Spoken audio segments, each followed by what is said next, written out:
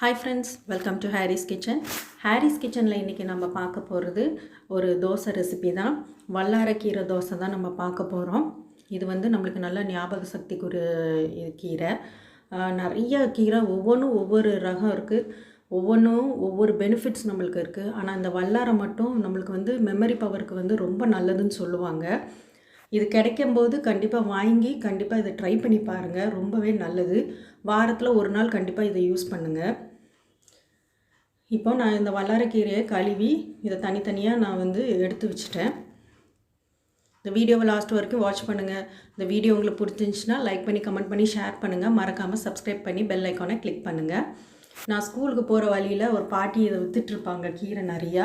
வல்லாரை வந்து எப்போமாவது தான் கிடைக்கும். அது கிடைக்கிற நேரம் வாங்கினா தான் நமக்கு உண்டு. நல்லா இருந்துச்சு கீரை, அதனால் நான் கொஞ்சம் வாங்கிட்டு வந்தேன். இதுக்கு வந்து இந்த தோசைக்கு கொஞ்சம் ஸ்பைசஸ் நம்ம வந்து ரோஸ்ட் பண்ணி தோசை பண்ணால் தான் நல்லா டேஸ்ட்டாக இருக்கும். அதுக்கு வந்து நான் 1/2 ஸ்பூன் சீரகம் ஆட் பண்ணியிருக்கேன். மிளகு வந்து ஒரு 1/4 ஸ்பூன் தான் நான் போட்டிருக்கேன் காரத்துக்காக. அது மாதிரி பூண்டு ஒரு 4 பூண்டு ஆட் பண்ணியிருக்கேன். இஞ்சி ஒரு சின்ன துண்டு இஞ்சி இதை போட்டு ட்ரையாக நான் வந்து ரோஸ்ட் பண்ணி வச்சுருக்கேன்.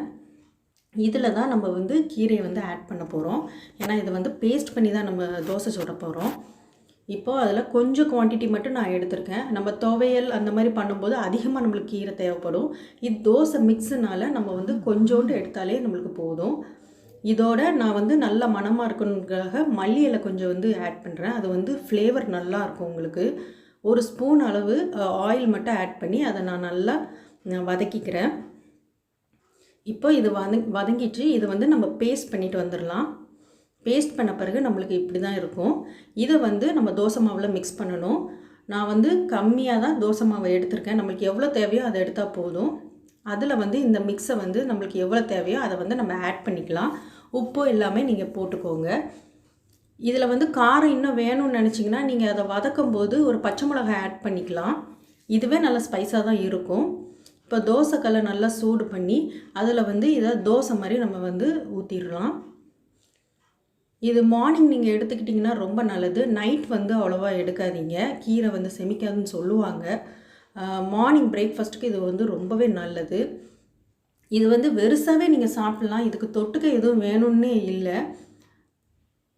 எண்ணெய் லைட்டாக ஊற்றிக்கோங்க. நல்லா ப்ரௌன் ரோஸ்ட் ஆனோன்னு நீங்கள் எடுங்க. இப்போ ஓரளவுக்கு நல்லா வெந்துட்டு இப்போது இதை வந்து திருப்பி போட்டுடலாம். அது பார்த்திங்களா இந்த ப்ரௌன் ஷேட் அப்போ ரோஸ்ட்டாக இருக்கும்போது உங்களுக்கு டேஸ்ட் நல்லாயிருக்கும். வெறுசாகவே நீங்கள் சாப்பிட்லாம். வேணும்னா உங்களுக்கு பொடினாலும் நீங்கள் இல்லை ஏதாவது தேங்காய் சட்னி கூட நீங்கள் வச்சு சாப்பிட்டுக்கலாம். ப்ளெயினாக சாப்பிட்டாலே நல்லா தான் இருக்கும். இது கண்டிப்பாக நீங்கள் ட்ரை பண்ணி பாருங்கள். ரொம்ப ஹெல்த்தியான ஒரு ரெசிபி தான் இது. நிறைய பேர் நிறைய விதமாக பண்ணுவாங்க. எனக்கு தெரிஞ்சதை நான் உங்களுக்கு ஷேர் பண்ணியிருக்கேன். நான் அந்த தோசையில் பண்ணியிருக்கேன். இதை நீங்கள் இட்லியாகவும் ஊற்றி வந்து நீங்கள் சாப்பிட்லாம். இந்த வீடியோ உங்களுக்கு யூஸ்ஃபுல்லாக இருக்கும்னு நினைக்கிறேன். நெக்ஸ்ட் வீடியோவில் இதே மாதிரி ஈஸியான யூஸ்ஃபுல்லான ஒரு கிச்சன் டிப்ஸ் அண்ட் ரெசிபியோடு உங்களை வந்து நான் சந்திக்கிறேன். அது வரைக்கும் தேங்க்யூ ஃப்ரெண்ட்ஸ்.